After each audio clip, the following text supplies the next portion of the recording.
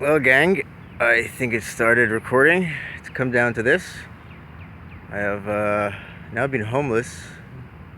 Ah, not that long. I guess about 24 hours. But I didn't sleep last night at all.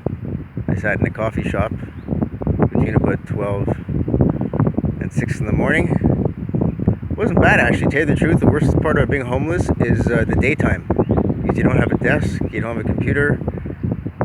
You know, at night we're usually just sleeping anyways, or lying down or watching TV or just relaxing to some degree. So in the coffee shop, sitting on the internet on my phone was, the time went by was fine. It was actually, it's the daytime right now that I'm just like exhausted. I can't sleep because, I'm outside and there's nothing to do.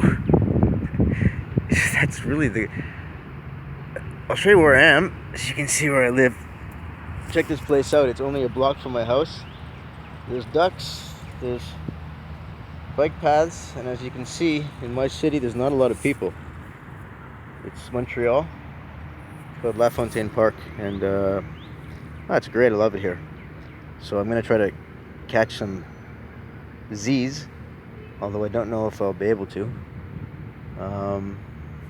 Well, it's already about 2 or 3 in the afternoon, so if I do fall asleep, I imagine I'll wake up towards the nighttime, go back to the coffee shop, and sit there until 6 in the morning, and then I've saved already, by doing that twice, like $110, which is I had it. I still have it. It's a GoFundMe, and I had a great contributor, and I thank you. I didn't ask for enough. I didn't realize. I didn't think about it. I guess 10 days, not even, right? 55, 5. I don't know. It sounds like 8 or 9 days, and plus living expenses. But that's okay.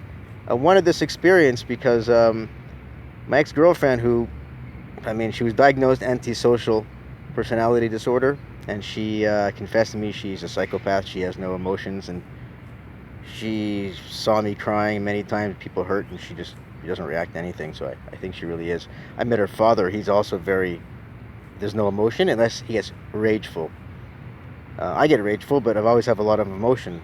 These two are like, oh, she has a whole mask. I'll tell you about that one. But she was a homeless teen, and she said that's really what made her into a, very, I guess, kind of say selfish and not really believing in society at all. She doesn't believe in having kids, marriage. It's basically anti-God, anti-everything good, which I can, by doing this, was why I kind of let myself go that, badly instead of panicking or, flipping burgers, because I wanted to see what she experienced. And I can imagine, here I am at 46, and I know this city inside out. So really, I didn't have any moments of panic or terror. It's all pretty cool. But I imagine if I was 16 or 15 and I was a girl, God forbid, the kind of stuff that I would experience in just a few nights would probably turn me off of everything, And anyways, I'll tell you about her. But I can see just in 24 hours how you feel very alone. In this city, you don't necessarily feel like you're on the skids because we have a very bad economy in this city, in this province generally. So, I think we have 40% unemployment, at least 30%, I would say. But a lot of people seem to have no job or part-time jobs, and they just get by doing little things. And like our rent's pretty cheap, and it's so beautiful, I guess, and so much fun. People are so fun in Montreal. It doesn't really take a lot of money. I was living in Toronto, and that was really expensive to do anything, because it was always a matter of going out and meeting people and spending money on cover charges and expensive dinners. And here you can just go to a park. You can just they have festivals almost every day in the whole summer. We're a big tourist season. Anyway, this is what narcissistic abuse has brought me to. I mean, my parents. Like I said in the other videos, inherited millions of dollars, never worked.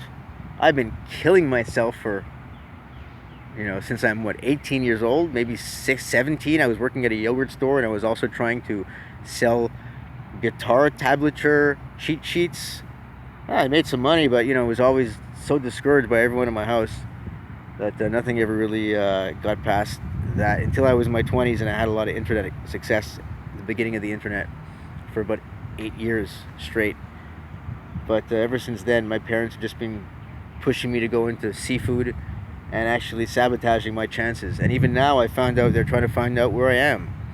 And things are great because the apartment I have is actually really cheap, and it's right in a business district, in a great location with parking behind it. It's all inclusive, and for that reason, it can be, and it's monthly. It looks a lot more like a business building, tell you the truth. It even feels like an office, so I plan on using that as an office after once I get somewhere, I can move out of there. It's not a really great place to live, but it's a great place to have an office, and for $7,000 a year, I can't beat it, because a lot of my projects have died because I haven't had somewhere to work. It's always out of my condo or out of my apartment, or I never had venture capital or investors. I had investors many times, and I won't go into the financial abuse that happened. I mean, I had a lot of good runs, I had a lot of good businesses, but I haven't been where I want to be. I haven't had the stability over the 8 years I had stability, but I was young. Now I want stability for the rest of my life. And anyways, I'm going to do it. I'm confident. Anyhow, I'm going to check off and see if I can sleep. Thanks for your support. If anyone wants to help me out and GoFundMe, I'll see if I can access it from here. There's a lot of wireless internet, by the way, in my city also. In every park, there seems to be free internet. I haven't tried this one yet. It's a little bit too big, maybe. But, well, Narcissist Scapegoat checking out. I have an apartment on Saturday. So by Saturday night, this should all be over. It's been some month, let me tell you. Really crazy. Really crazy. Anyhow, thanks. Bye.